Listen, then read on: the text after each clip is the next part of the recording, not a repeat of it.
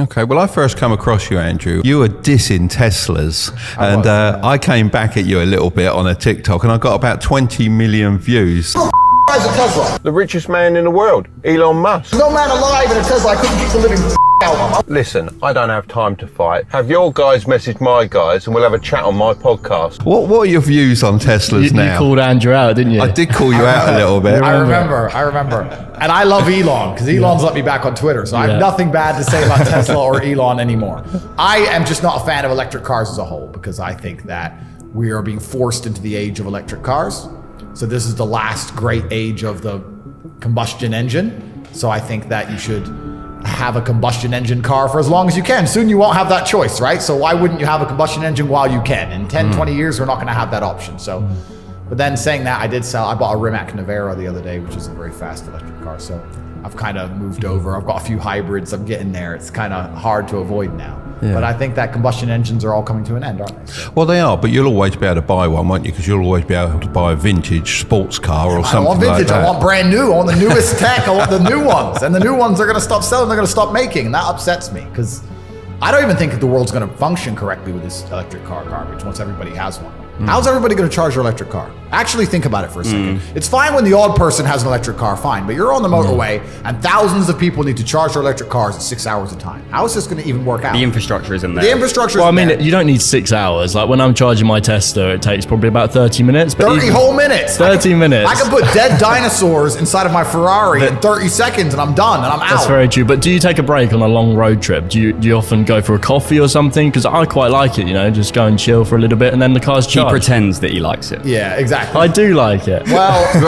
Andrew's being chauffeur driven, so he's relaxing already. Need to worry. What was it, a Maybach today? Yeah, something like that. But I drive around Europe. I do very long road trips, and it's fine for one person to take a break. But if you actually analyze the infrastructure of thousands of people trying to take a half an hour, 45-minute break, it changes everything. Also, the conspiracy theorist in me doesn't believe they're trying to push us towards electric cars because they care about the environment. I believe they're trying to push us towards electric cars for control because you can easily monitor an electric car. You can see where it goes. You can turn it off. Yeah, imagine lockdown and COVID with everyone having electric cars. Turn the cars off. Yeah. Turn everyone's cars off. It's a horrible thought. No, but that's what they're doing it for. Like, why else would you think they give a shit about the environment? It's kind of amazing to me anyone buys any of this crap. They sit here and they talk about global warming, and then there's obviously the hypocrisy of flying around on jets, etc. But that's not even the true thing that shows you they're lying. The thing that shows you they're lying is the second they manage to launder enough money from the people and steal hundreds of millions of dollars, they go and buy beachfront property. All of them are sitting on beachfront houses. I thought they were scared of the rising sea levels. Exactly that. Now they don't give a shit because it's them. Oh no, let's buy a house right here, right next to the ocean. So they don't care about the environment. None of them do. And anything they do, there's Trojan horses in life. They're going to come along with something like green environmentalism. They're going to Trojan horse it with control, which is what every government ever wants. If you oppose it, you look like a psychopath because who doesn't love nature and who doesn't love the world, right? But truthfully, if you look at all the agendas inside of it, it's about more control.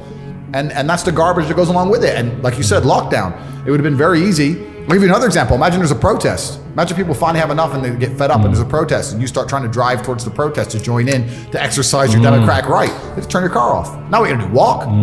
And this is where all of this comes to. You have to understand that every single agenda that is being pushed in the world today, all of them come with the Trojan horse of control. And I don't want to be controlled on that level. I want my car to work. I want to start it and it move. And make noise. Lots of noise. And noise, yeah.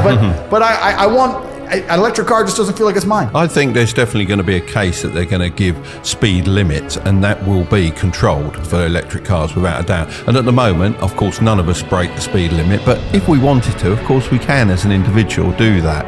Yep. So I think certainly limits will come on like that, don't you? Yeah, well, it's the never-ending argument, right, of safety versus freedom, because when you talk about making somebody safe, the only way you can do that is to remove their freedom. So this is what they do. They say, humans crash cars, humans can't be trusted, we're going to put this limit in place for your safety. And they're right, it is more safe, but then your freedom is eroded, and then you have to trust the people who are taking your freedom away to never abuse their power. And anybody who's read a history book and understands human nature, this power is always going to be abused.